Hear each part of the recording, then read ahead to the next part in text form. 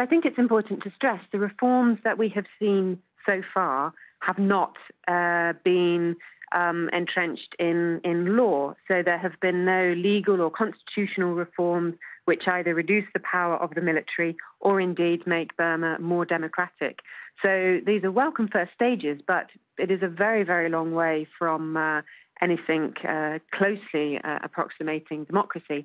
And I think one of the cautions for the international community is that, is this a transition to democracy that we're witnessing? Because if we look at what has happened, we've had a rigged election in 2010, which brought in a constitution drafted by the military dictatorship, which is completely anti-democratic. And we have President Thein Sein, who's been at the heart of the military dictatorship for 40 years, including a role in crushing the democracy movement in 1988. And all the repressive laws are still on the books. We haven't had any constitutional review.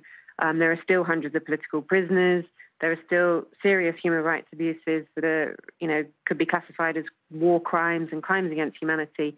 And the government is not actually engaged in any serious dialogue to amend this, to amend the constitution to make Burma more democratic. And the fear is that rather than a transition to democracy, what we're actually witnessing is a transition to a sort of normal authoritarian state along the lines of Russia and China, where there's maybe a little bit more political space, but actually the economic and political power remains where it always has done with the military and those former military rulers.